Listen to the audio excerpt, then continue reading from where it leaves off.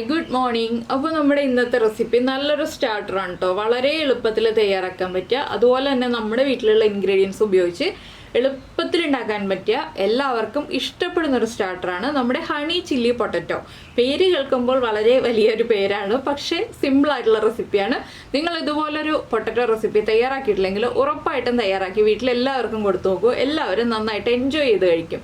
കുട്ടികൾക്കാണെങ്കിലും വലിയവർക്കാണെങ്കിലും എല്ലാവർക്കും ഇഷ്ടപ്പെടുന്ന റെസിപ്പിയാണ്. അപ്പോൾ എങ്ങനെയാണ് നമ്മുടെ ഹണി ചില്ലി പൊട്ടറ്റോ തയ്യാറാക്കുന്നത് നോക്കാം. നമുക്ക് നമ്മുടെ ഇൻഗ്രീഡിയൻസ് നോക്കാം. നമ്മളിപ്പോൾ 2 ഉരുളക്കിഴങ്ങ് ഈ ഒരു വലിപ്പത്തിലും നീളത്തിലും ഈ ഒരു തിക്നെസ്, നമ്മൾ ഫ്രഞ്ച് ഫ്രൈസിനൊക്കെ കട്ട് ചെയ്യുന്ന പോലെ ഈ ഒരു തിക്നെസ്സിൽ കട്ട് ചെയ്തെടുത്തിട്ടുണ്ട്. നീളം നമുക്ക് പ്രശ്നമില്ല, ഈ ഒരു തിക്നെസ്സിൽ കട്ട് ചെയ്തെടുക്കുക. അതുപോലെ തന്നെ ഒരു 8 അല്ലി വെളുത്തുള്ളി നീളത്തിൽ കനം കുറച്ച് കട്ട് ചെയ്തെടുത്തിട്ടുണ്ട്. 2-3 പച്ചമുളക്, നമ്മുടെ എരിവനുസരിച്ച് പച്ചമുളക് എടുക്കാം. നമ്മൾ ചില്ലി സോസ് ചേർക്കുന്നതാണ്, അതുകൊണ്ട് ഞാനൊരു 3 പച്ചമുളക് എടുത്തിട്ടുണ്ട്. ഒരു ചെറിയ പീസ് ഇഞ്ചി ഇതുപോലെ നീളത്തിൽ കട്ട് ചെയ്തെടുത്തിട്ടുണ്ട്. പിന്നെ എടുത്തിരിക്കുന്നത് വെളുത്ത എള്ളാണ്. വെളുത്ത എള്ള് ഉണ്ടെങ്കിൽ എടുക്കാം, ഇല്ലെങ്കിൽ എടുക്കണമെന്ന് നിർബന്ധമില്ല. ഉണ്ടെങ്കിൽ എടുത്താൽ ടേസ്റ്റ് തന്നെയാണ് കേട്ടോ. അപ്പോൾ ഉണ്ടെങ്കിൽ എടുത്തോളൂ. 1 ടേബിൾ സ്പൂൺ എള്ളെടുക്കുക. പിന്നെ ഒരു 1/2 ടീസ്പൂൺ കുരുമുളക് പൊടിച്ചത്. കുരുമുളക് ഫൈൻ പൗഡർ ആണെങ്കിൽ 1/2 ടീസ്പൂൺ വേണ്ട, 1/4 ടീസ്പൂൺ മതി. നമ്മൾ തരിതരിപ്പായിട്ട് പൊടിച്ചെടുത്താണെങ്കിൽ 1/2 ടീസ്പൂൺ തന്നെ ചേർത്തോളൂ. പിന്നെ വേണ്ടത് കുറച്ച് തേൻ, 1 ടീസ്പൂൺ വരെ ചേർക്കാം. നിങ്ങൾക്ക് നല്ല മധുരം വേണമെന്നുണ്ടെങ്കിൽ 1.5 ടീസ്പൂൺ ചേർക്കാം. അതിൽ കൂടുതൽ തേൻ വേണ്ട കേട്ടോ. പിന്നെ വേണ്ടത് നമ്മുടെ tomato sauce, chilli sauce, soya sauce, കുറച്ച് കോൺഫ്ലവർ, ഉപ്പ്. ഇത്രയും ഇൻഗ്രീഡിയൻസ് ആണ്. അപ്പോൾ നമുക്ക് ആദ്യം നമ്മുടെ ഉരുളക്കിഴങ്ങൊന്ന് മാരിനേറ്റ് ചെയ്ത് വെക്കണം. ഒരു 5 മിനിറ്റ് മാക്സിമം വെച്ചാൽ മതി, അതിൽ കൂടുതൽ വേണ്ട. ഉരുളക്കിഴങ്ങിൽ വെള്ളം ഇല്ലാത്ത രീതിയിൽ എടുത്തിട്ട് വേണം മാരിനേറ്റ് ചെയ്ത് വെക്കാൻ. നമ്മൾ ഉരുളക്കിഴങ്ങ് കട്ട് ചെയ്ത് വെള്ളത്തിലിട്ട് വയ്ക്കുക, കളർ മാറിപ്പോവാതിരിക്കാനായിട്ട്. അതിനുശേഷം നമ്മളൊരു പ്ലേറ്റിലേക്ക് മാറ്റി വെച്ച് വെള്ളം മാറ്റി എടുത്തിട്ട് വേണം മാരിനേറ്റ് ചെയ്ത് വെക്കാൻ. അതിനായിട്ട് നമുക്കൊരു ബൗൾ എടുക്കാം. നമ്മളൊരു ബൗളിലേക്ക് നമ്മൾ കട്ട് ചെയ്ത് വെച്ചിരിക്കുന്ന ഉരുളക്കിഴങ്ങ് ഇട്ട് കൊടുക്കുക. അതുപോലെ തന്നെ 1/2 ടീസ്പൂൺ കുരുമുളക് പൊടി. ഒരുപാട് എരിവ് വേണ്ട എന്നുണ്ടെങ്കിൽ 1/4 ടീസ്പൂൺ മതി കേട്ടോ കുരുമുളക് പൊടി.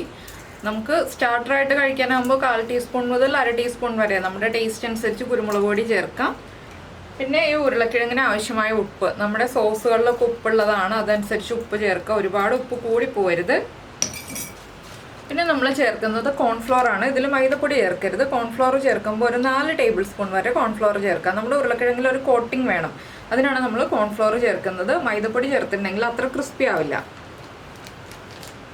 പിന്നെ ഇത് ജസ്റ്റ് ഒന്ന് ടോസ് ചെയ്തെടുക്കുക. അപ്പോൾ എന്താണെന്ന് വെച്ചാൽ ഉരുളക്കിഴങ്ങിൻ്റെ എല്ലാ ഭാഗത്തേക്കും കോൺഫ്ലോറൊക്കെ നന്നായിട്ട് കോട്ടായി കിട്ടും. ആ രീതിയിലൊന്ന് കോട്ട് ചെയ്തെടുക്കുക.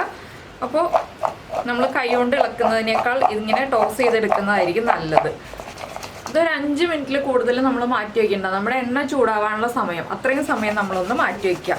ഉരുളക്കിഴങ്ങിലേക്ക് കോൺഫ്ലോറൊക്കെ ഒന്ന് പിടിച്ചു വരാനുള്ള ഒരു സമയം, അത്രയേ ഉള്ളൂ. അപ്പോൾ ഇനി നമുക്ക് എണ്ണ ചൂടാക്കിയെടുക്കാം. അപ്പോൾ നമ്മുടെ എണ്ണ നന്നായി ചൂടായി വന്നിട്ടുണ്ട്. എണ്ണ നന്നായി ചൂടായി വരുമ്പോൾ ഫ്ലെയിം കുറച്ച് വെച്ചിട്ട് നമ്മുടെ പൊട്ടറ്റോസ് ഇട്ട് കൊടുക്കുക. എന്താണെന്ന് വെച്ചാൽ പൊട്ടറ്റോ കുക്കായി വരണമല്ലോ, അതുകൊണ്ട് നമ്മൾ ഹൈ ഫ്ലെയിമിൽ വെച്ചിട്ട് ഫ്രൈ ചെയ്തെടുക്കരുത്, ലോ ഫ്ലെയിമിൽ വെച്ചിട്ട് ഫ്രൈ ചെയ്തെടുക്കുക. പക്ഷേ എണ്ണ നന്നായിട്ട് ചൂടായിട്ട് വേണം ലോ ഫ്ലെയിമിലേക്ക് വെക്കാനായിട്ട്. ഒരുപാട് പൊട്ടറ്റോ ഇട്ടും കൊടുക്കരുത്, കുറച്ചായിട്ട് ഫ്രൈ ചെയ്തെടുക്കുക കേട്ടോ.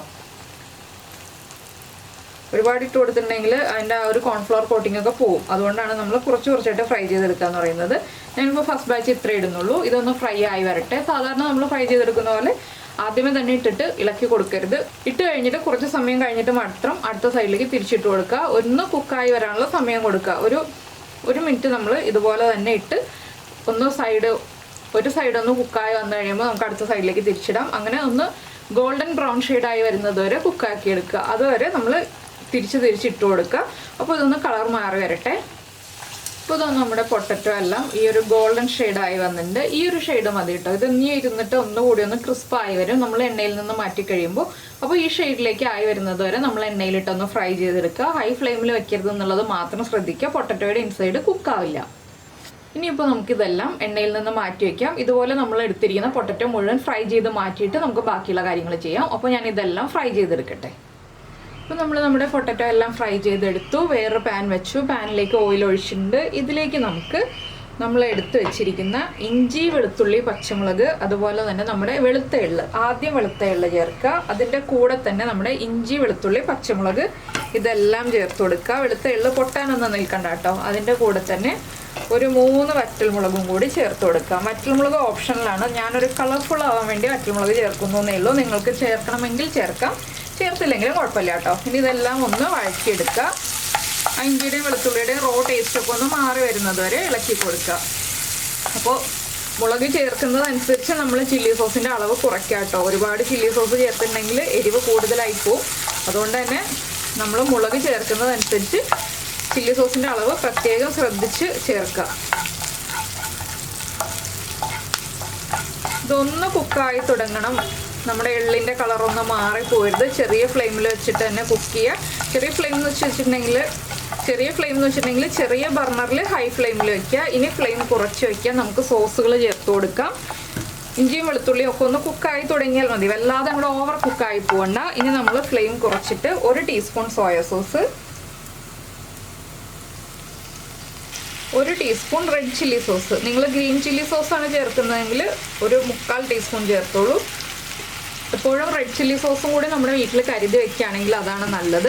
റെഡ് ചില്ലി സോസ് ആകുമ്പോൾ നല്ലൊരു കളർ കിട്ടും നമ്മുടെ റെസിപ്പീസിനൊക്കെ. പിന്നെ 2 ടേബിൾ സ്പൂൺ നമ്മുടെ ടൊമാറ്റോ സോസ്. ഇപ്പോൾ ഉപ്പ് ചേർക്കരുത് കേട്ടോ. നമ്മൾ പൊട്ടറ്റോയിൽ ഉപ്പ് ചേർത്താണ്. നമ്മുടെ സോസുകളിൽ ഉപ്പുണ്ട്. അതുകൊണ്ട് തന്നെ ഇപ്പോൾ ഉപ്പ് ചേർത്ത് കൊടുക്കരുത്. ഇനി നമ്മുടെ സോസുകളൊന്ന് കുക്കായി വരണം. അതുവരെ ഒന്ന് ഇളക്കി കുക്ക് ചെയ്തെടുക്കുക. ഞാൻ വീണ്ടും ഹൈ ഫ്ലെയിമിലേക്ക് വെച്ചു ബർണറിൽ. ചെറിയ ബർണറാണ്, അത് പ്രത്യേകം ശ്രദ്ധിക്കുക. ഇനി ഇതൊന്ന് നന്നായിട്ട് കുക്കായി വരട്ടെ. ആ സോസുകളുടെ എല്ലാം റോ ടേസ്റ്റ് ഒന്ന് മാറി വരുന്നത് വരെ നമ്മൾ 1 മിനിറ്റ് ഒന്ന് ഇളക്കി കൊടുക്കുക. സോസുകൾ നന്നായിട്ട് കുക്കായില്ലെങ്കിൽ നമ്മുടെ ഒറ്റ റെസിപ്പികൾക്കും ടേസ്റ്റ് ഉണ്ടാവില്ല. സോസുകൾ കുക്കായാൽ മാത്രമേ ടേസ്റ്റ് കറക്റ്റ് ആവുള്ളൂ.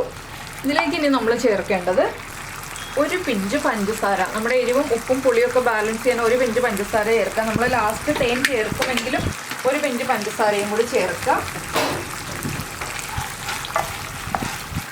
തേൻ കുക്ക് ചെയ്യരുത് കേട്ടോ. തേൻ കുക്ക് ചെയ്തിട്ടുണ്ടെങ്കിൽ അത് നല്ലതല്ല. അതുകൊണ്ട് തന്നെ നമ്മൾ തേൻ ചേർത്തിട്ട് കുക്ക് ചെയ്യില്ല. കുക്കിംഗ് ഒക്കെ കഴിഞ്ഞിട്ടേ തേൻ ചേർക്കുള്ളൂ. അപ്പോൾ സോസുകളൊന്ന് നന്നായിട്ട് കുക്കായി വരണം. ഇത് വളരെ സിമ്പിളായിട്ടുള്ള റെസിപ്പിയാണ്. പിന്നെ എന്താണെന്ന് വെച്ചാൽ നമ്മുടെ പൊട്ടറ്റോ ഫ്രൈ ചെയ്തെടുക്കാൻ മാത്രം കുറച്ച് സമയം എടുക്കും. കൂടുതൽ എണ്ണ വെക്കുകയാണെങ്കിൽ പൊട്ടറ്റോ വേഗം ഫ്രൈ ചെയ്തെടുക്കാം. പിന്നെ എന്താണെന്ന് വെച്ചാൽ നമ്മൾ കൂടുതൽ എണ്ണ വേസ്റ്റ് ആക്കി കളയണ്ടല്ലോ. അതുകൊണ്ടാണ് ഞാൻ കുറച്ച് എണ്ണയിൽ ഫ്രൈ ചെയ്തെടുത്തത്. അപ്പോൾ നിങ്ങൾ കൂടുതൽ ക്വാണ്ടിറ്റി ഒക്കെ ഉണ്ടാക്കുകയാണെങ്കിൽ കൂടുതൽ എണ്ണ വെച്ചിട്ട് ഫ്രൈ ചെയ്തെടുത്തോളൂ. ഇനി നമുക്കിതിലേക്ക് 1 ഇൻഗ്രീഡിയൻറ്റും കൂടി ചേർക്കാനുണ്ട്. പുളിക്കായിട്ട് ചെറിയൊരളവിൽ നമ്മൾ വിനീഗർ ചേർക്കുക. 1/2 ടീസ്പൂൺ വിനീഗർ ചേർക്കുക. ചെറിയൊരു പുളി ടേസ്റ്റും കൂടെ വരുമ്പോഴല്ലേ കറക്റ്റ് ആവുള്ളൂ. എരിവും മധുരവും പുളിയും എല്ലാം ചേർന്നതാണ് നമ്മുടെ റെസിപ്പി. അപ്പോൾ ചെറിയൊരു പുളി ടേസ്റ്റും കൂടി വേണം. അതിനാണ് വിനീഗർ ചേർത്തത്. അപ്പോൾ ഇനി ഇതെല്ലാം ഒന്ന് കുക്കായി വരട്ടെ. വിനീഗർ ആദ്യം സോസുകളുടെ കൂടെ ചേർത്താലും കുഴപ്പമില്ല. പിന്നെ സോസുകളൊന്ന് കുക്കായി വരുമ്പോൾ വിനീഗർ ചേർക്കുകയാണെങ്കിൽ കൂടുതൽ നന്നാണ്. എന്താണെന്ന് വെച്ചാൽ വിനീഗറിന് അധികം കുക്കിംഗ് ടൈം ഇല്ലല്ലോ. അപ്പോൾ നമ്മുടെ സോസുകളൊക്കെ കുക്കായി ഒന്ന് തിക്കായി വന്നിട്ടുണ്ട്. ഇതിലേക്ക് നമുക്ക് ഫ്രൈ ചെയ്ത് വെച്ചിരിക്കുന്ന പൊട്ടറ്റോ ചേർക്കാം. പൊട്ടറ്റോ ചേർത്തിട്ട് നമുക്ക് ഫ്ലെയിം ഓഫ് ചെയ്യാം. പൊട്ടറ്റോ അധികം കുക്കാവേണ്ട ആവശ്യമില്ല. ഇനി പൊട്ടറ്റോയിലേക്ക് നന്നായിട്ട് ഈ സോസുകളൊന്ന് മിക്സായി വരുന്ന രീതിയിലൊന്ന് ഇളക്കി കൊടുക്കുക. പൊട്ടറ്റോ ഒടിഞ്ഞു പോവാതെ ഒന്ന് ശ്രദ്ധിക്കുക കേട്ടോ. മുറിഞ്ഞു പോവാതെ നമ്മളൊന്ന് ഇളക്കി മിക്സ് ചെയ്തെടുക്കുക.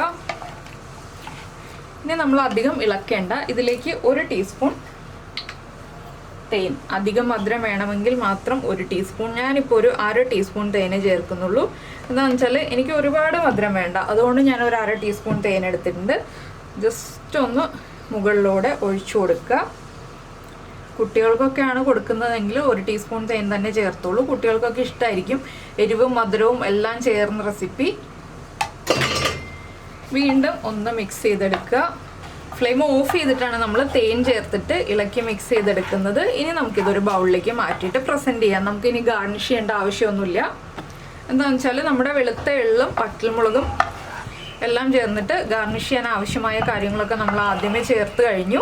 ഇതുകൊണ്ടാണ് ഞാൻ വെളുത്ത എള്ളുണ്ടെങ്കിൽ എടുത്തോളൂ എന്ന് പറഞ്ഞത്. അപ്പോൾ ഇത്രയേ ഉള്ളൂ നമ്മുടെ റെസിപ്പി. എല്ലാവർക്കും ഇഷ്ടമായിട്ടുണ്ടാവുമെന്ന് വിചാരിക്കുന്നു. ഇഷ്ടമായിട്ടുണ്ടെങ്കിൽ നമ്മുടെ ഈ ഒരു ചാനൽ ഒന്ന് ലൈക്ക് ചെയ്ത് സബ്സ്ക്രൈബ് ചെയ്തൊക്കെ സപ്പോർട്ട് ചെയ്യണേ. ഇതുവരെ ചാനൽ സബ്സ്ക്രൈബ് ചെയ്തിട്ടില്ലെങ്കിൽ ഒന്ന് സബ്സ്ക്രൈബ് ചെയ്ത് സപ്പോർട്ട് ചെയ്യണേ. സബ്സ്ക്രൈബ് ചെയ്യുന്നതിന് ഈ വീഡിയോയുടെ താഴെയുള്ള റെഡ് സബ്സ്ക്രൈബ് ബട്ടൺ ഒന്ന് ക്ലിക്ക് ചെയ്യുക. അതിൻ്റെ റൈറ്റ് സൈഡിലുള്ള ബെല്ലൈക്കണും ക്ലിക്ക് ചെയ്യുക.